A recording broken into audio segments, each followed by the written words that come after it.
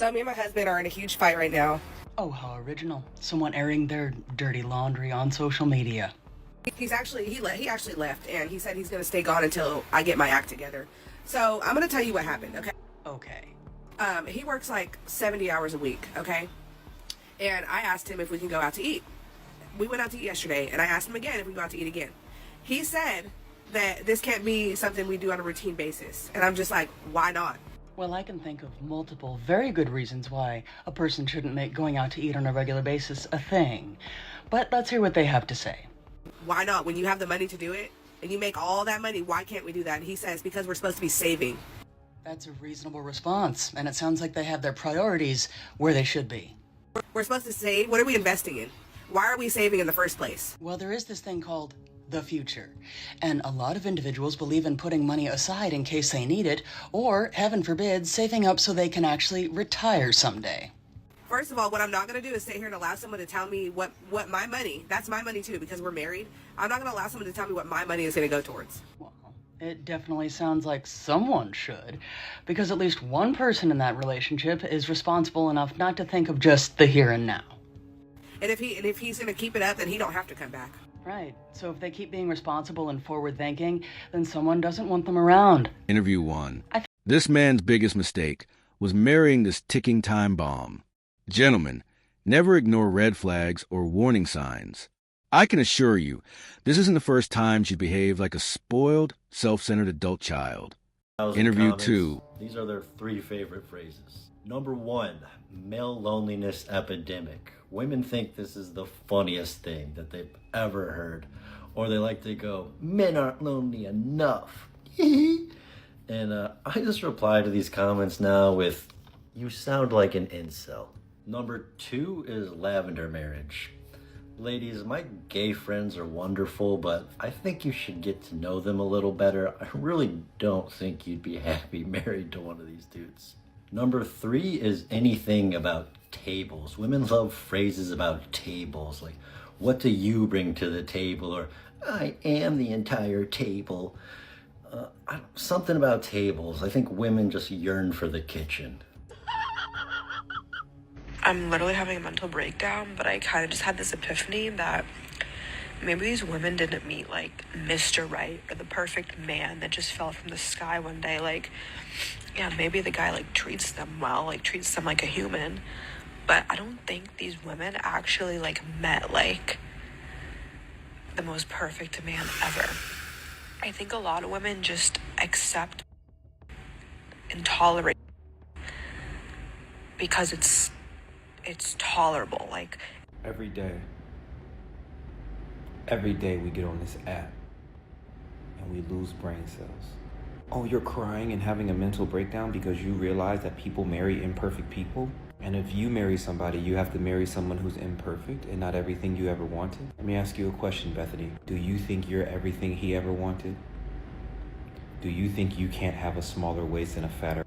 Do you think he likes that little pudge at the bottom of your stomach? Do you think he likes the annoying part of your personality?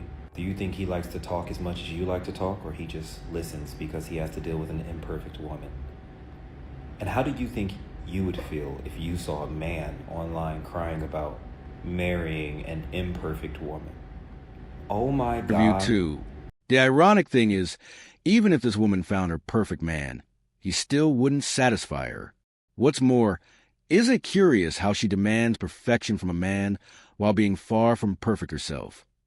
Interview 3. Can we get 2 checks? Hey, 2 checks? My friend is here. Like, was you not gonna pay for me? Who said I'm paying for you? Well, you are a man, right? Well, since you're a woman, go make me a sandwich. Put some mayonnaise on it. Excuse me? You can't tell me what I have to do just because of my gender. Interesting. Listen, if you're broke, just say that. If you want to get punched in your jaw, just say that. Excuse me? Hey! Whoa, sir. What is the problem here? There's a problem? How you gonna solve it? Whoa. Listen, calm down, babe, please. We was having a good day. Listen, boo, you better calm your man down. Okay, sir, you gotta calm down. Yes, I'm happily married. Okay, but does he serve you? Is he giving you everything that you need? Because happiness is not the only thing that matters. He could be absolutely perfect and still not be the perfect man for you. I just don't see how y'all are out here being happy and posting and stuff like you friends with your husband. Like, it's giving pick Interview me. 3. Like, you don't have a Single women tend to keep other women single, and misery tends to attract company. These phrases exist for a reason. Whenever a woman says anything positive about men, she's often shamed and ridiculed by a crowd of other women who, by sheer coincidence, are single or divorced.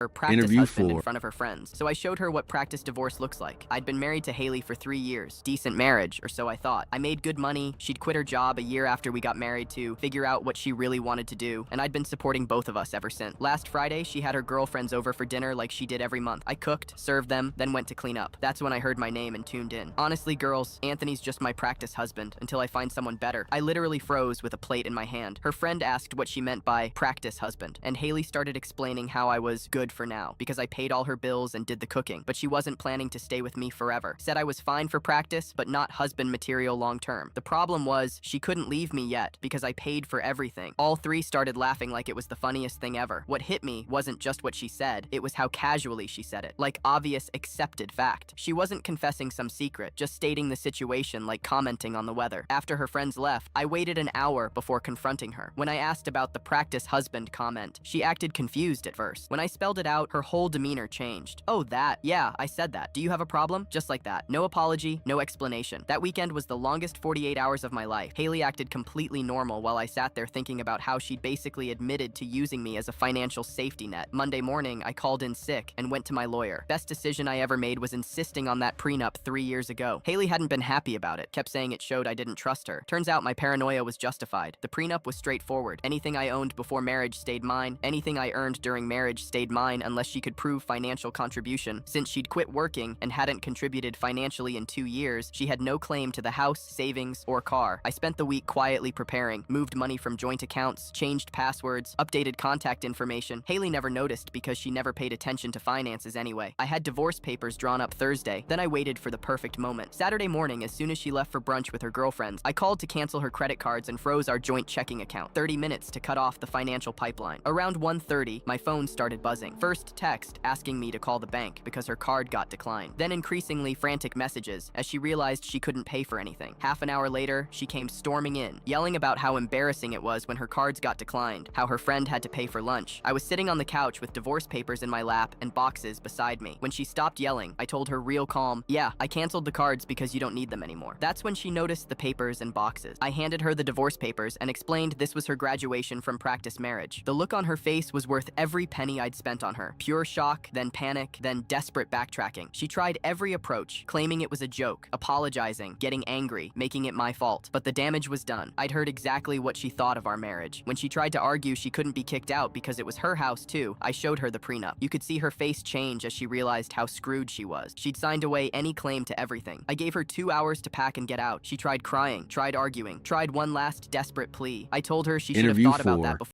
It is commendable that he has a prenup. But you know what's even better? Not marrying a woman you suspect is only after your money. This goes back to my earlier point. Never ignore red flags or warning signs. It's simply not worth the risk. If you've enjoyed this video so far and want more of it in the future, I'd really appreciate it if you liked it. Thank you. Define what a If you woman enjoy... is. But also men can be women. And no uterus, no opinion. But also men can get pregnant. Men are oppressing us. But also, it's okay if biological men take over our spaces and our sports. Women are so over-sexualized in this culture, but it's empowering if women are the ones sexualizing them. And on that note, yes, oh my God, you explained that very perfectly. Especially the sexualizing part. That shit makes no sense to me. Hi guys, they're sexualizing us, but then you go to a rave, what literally, have you seen what the women look like when they go to raves? They literally wear no clothing. I've seen a girl, I forget exactly what I saw it on. I think it was like on this platform or something else. And she's like, okay, get ready with me to go on a rave. She's literally wearing nothing. And most of the girls that go there wear nothing and then get mad when it gets theirs. Guys, you're wearing literally nothing. There's children around. Let me go out and wear nothing and just being my underwear. And let's see how you act with that. Yeah, you're probably not gonna like it. You know, it makes no sense to me, especially with the OF girls and all this other kind of stuff. We talk about stop sexualizing women, but then you sexualize yourself and then you get mad when you're sexualized. I don't think that women should be sexualized, but also don't intentionally sexualize yourself because you're saying that men are sexualizing you. It makes literally no sense. If I make a post about women as a woman, why do women come in the comments talking about, oh, are you going to say this about men? Is that going to make what I said about women less relevant? No, because that's not how that works. And you know that's not how that works. So what are you talking about? Women who get the most hate from other women are women who are in relationships and marriages. I am convinced that women hate men so much to where they will completely demean and pick apart a woman that absolutely loves her. You will be called pick-me's, you will be called stupid, you will be called everything in the world just because a single woman hates men so bad. Let's not even talk about the vile things that they will say about your spouse, right? And please keep in mind, all this is just coming from their own hatred and just simply because they hate men. They hate men so much. They will literally bully you out of your relationship. They will say the worst things possible to make you think that your man doesn't love you. Your man doesn't care about you. You need to go. You know, he's treating you wrong. He's cheating on you. They will say everything in the world, right? Look at the Halle Bailey and DDG situation. When she was with him, y'all completely picked that woman apart. Y'all completely said the worst vile things about her, all because she was with him. But then the moment the relationship ended, those same women that spoke vile about her are those same women that praised her. Y'all praised her after she left. And y'all do that to a lot of women. I can name a lot of women that on this internet that I have seen that get bullied because they are with a man. Y'all are disgusting. And it's always the same single bitter women. Always the same women. Y'all literally regurgitate the same exact thing. So anyways, I'm not even going to go down that rabbit hole, but I'm going to just say this. Any woman that's in a relationship and absolutely loves her man, loves her husband, whatever the case may be, don't let these bitter women, whether it's in real life or on the internet, bully you from leaving your man. That is your man. That is your relationship. You choose and you do whatever you see fit. Because those same women that's bitter and talking crap about you, 4 or 5 time baby mamas, they got so much stuff to say. I digress. But anyways, single women keep women single, and women will literally bully you because you are happy, healthy, thriving in a relationship, all because they absolutely hate men. I'm not getting in this car until you come and open the door for me. I'm a lady. No, I get that, but you're already standing there now. It's not like I can, you know, I can, but you're there. So I'm just saying, since you're there, I've already opened it. Just get in. I don't touch doors. So, come, open the door for me. I drove 30 minutes to get here, and I'm here. I turned on the heater, everything. Even the date we're going on is me that we pay. You see, I will pay and I'll bring you back. So the least you can do is come and sit down. I'm offering you free seats. No. I'm not getting in the car. What kind of...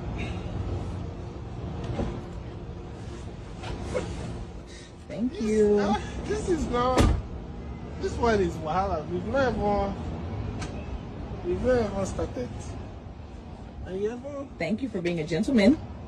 You're ever just... It's just normal. Thank you.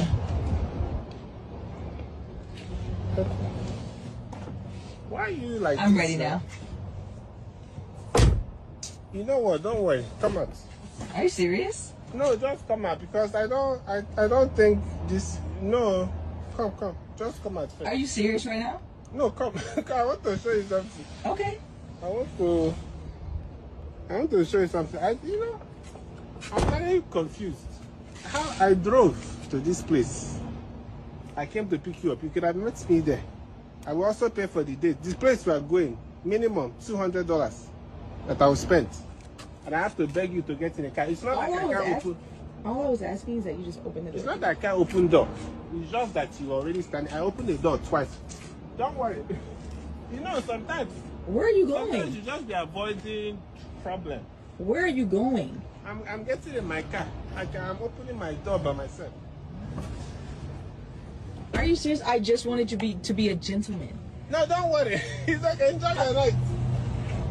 Is he freaking serious right now? Move so that I don't climb on your leg or something. Where are you going? We were supposed to be going on a date. Where are you going? No, I'm going home. It's not Didn't you drive out here for me?